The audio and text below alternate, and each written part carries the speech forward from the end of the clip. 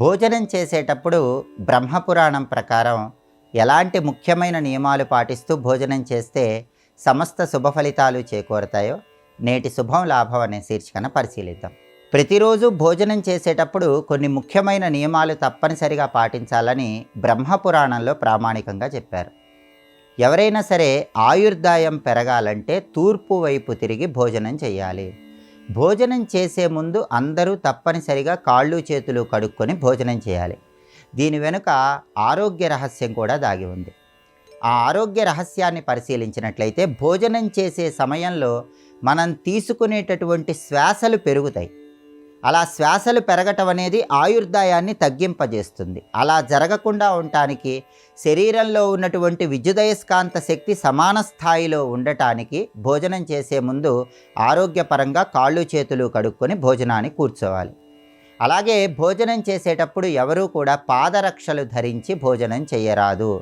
తలపాగా ధరించి, తలకు వస్త్రం ధరించి భోజనం చేయకూడదు. భోజనం చేసే ముందు తప్పకుండా అన్నానికి నమస్కారం చేసి భోజనం ప్రారంభించాలని బ్రహ్మపురాణంలో చెప్పారు.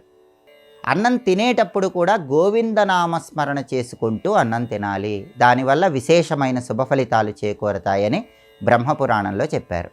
అలాగే భోజనం చేయటానికి ఎవరైనా సరే అరటి ఆకు వేసినట్లయితే ఆ అరటి ఆకు చివరి భాగం అనేది ఎడమ వైపు ఉండేలాగా చూసుకోవాలి. అలాగే భోజనం చేసేటప్పుడు వడ్డించే పదార్థాల విషయంలో కూడా కొన్ని ముఖ్యమైన నియమాలను బ్రహ్మపురాణంలో పరాశర స్మృతిలో చెప్పడం జరిగింది. ఆ ముఖ్యమైన నియమాలు ఏంటంటే, వడ్డించేటప్పుడు అన్నం కానీ పప్పు కానీ కూరలు కానీ ఏవీ కూడా చేతితో వడ్డించరాదు, గరిటె తప్పనిసరిగా వినియోగించాలి. అలాగే నెయ్యి పాయసం అనేవి భోజనానికి ప్రారంభ సమయంలోనే వడ్డించాలి. ఎందుకంటే బ్రహ్మపురాణం ఏం చెప్తుందంటే, ఎప్పుడైనా భోజనం చేసేటప్పుడు ముందుగా తీపి తిని ఆ తర్వాత భోజనాన్ని ప్రారంభించాలి. అందువల్ల భోజనానికి ప్రారంభంలోనే నెయ్యి పాయసము తప్పనిసరిగా వడ్డించాలి. తీపి తిని ఆ తర్వాత భోజనాన్ని ప్రారంభించాలి. అలాగే బ్రహ్మపురాణంలో చెప్పిన ఇంకొక విషయం ఏంటంటే, భోజన సమయంలో పాలు స్వీకరించిన తర్వాత పెరుగు స్వీకరించరాదు. ఇది కూడా ఒక నియమం చెప్పారు. అంతేకాకుండా భోజన సమయంలో ఉప్పు అనేటటువంటిది కూడా చాలామంది ప్రారంభంలోనే వడ్డిస్తారు. కానీ పరాశర స్మృతి బ్రహ్మపురాణం ఏం చెప్తోందంటే, భోజనం చేస్తూ ఉన్న సమయంలో మధ్యలో ఉప్పు వడ్డించాలి. అలాగే ఉప్పుని కేవలం అది ఒక్కటే మాత్రమే కాకుండా ఉప్పుతో పాటు ఇంకొక పదార్థాన్ని కూడా కలిపి వడ్డించాలి. అలా వడ్డించినట్లయితే సత్ఫలితాలు చేకూరతాయని మనకు పౌరాణిక గ్రంథాలలో పరాశర స్మృతిలో ప్రామాణికంగా చెప్పారు. అలాగే రాత్రి సమయంలో భోజనం చేసేటప్పుడు దీపము కనుక ఆరిపోయినట్లయితే అటువంటప్పుడు చీకటిలో భోజనం చెయ్యరాదు. మళ్ళీ దీపాన్ని వెలిగించుకొని సూర్యభగవాను స్మరించుకుంటూ భోజనాన్ని పూర్తి చెయ్యాలి అని సంప్రదాయ గ్రంథాలన్నీ చెప్తున్నాయి. అలాగే ఎవరైనా సరే భోజనం చేసేటప్పుడు ఆహూతులను సమర్పించాలి అని బ్రహ్మపురాణంలో చెప్పారు. అంటే మనకున్నటువంటి పంచప్రాణాలు, ప్రాణ అపాన వ్యాన ఉదాన సమానాలు, పంచప్రాణాలు అంటారు. ఈ పంచప్రాణాలకు ఆహూతులు సమర్పించాలి. ఆహూతులు సమర్పించడం అంటే అన్నం ప్రారంభించే ముందు, భోజనం చేసే ముందు కొన్ని మెతుకులు చేత్తో తీసుకొని 5 సార్లు పంటికి తగలకుండా నాలిక మీద వేసుకోవాలి. దాన్నే ఆహూతులు సమర్పించటం అనే పేరుతో పిలుస్తారు. అలా ఆహూతులు సమర్పించేటప్పుడు కూడా అన్నం మెతుకులు పంటికి తాకకుండా నాలిక మీద ఎలా వేసుకోవాలో కూడా సంప్రదాయ గ్రంథాల్లో చెప్పారు.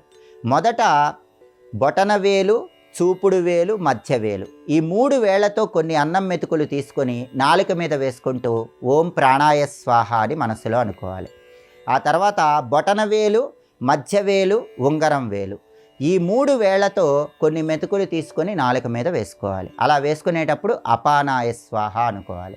ఆ తర్వాత బొటనవేలు, ఉంగరం వేలు, చిటికన వేలు, ఈ 3 వేళ్లతో కొన్ని మెతుకులు తీసుకొని నాలుక మీద వేసుకుంటూ ఓం వ్యానాయ స్వాహ అనుకోవాలి. ఆ తర్వాత చూపుడు వేలు విడిచిపెట్టి బొటనవేలు, మధ్యవేలు, ఉంగరం వేలు, చిటికన వేలు, ఈ 4 వేళ్లతో కొన్ని మెతుకులు తీసుకొని నాలుక మీద వేసుకుంటూ ఓం ఉదానాయ స్వాహ అనుకోవాలి. ఆ తర్వాత 5 వేళ్లతో కొన్ని మెతుకులు తీసుకొని నాలుక మీద వేసుకుంటూ ఓం సమానాయ స్వాహ అనుకోవాలి. అంటే పంచప్రాణాలు, ప్రాణ అపాన వ్యాన ఉదాన సమానాలు, వీటికి ఆహూతులు అనే పేరుతో ముందుగా అన్నం మెతుకులు సమర్పించాలి. ఇలా చెయ్యాలని సంప్రదాయ గ్రంథాలన్నీ కూడా తెలియజేస్తున్నాయి. అలా చేసినట్లయితే భోజనం వల్ల సంపూర్ణమైన ప్రయోజనాలు సిద్ధింపజేసుకోవచ్చు.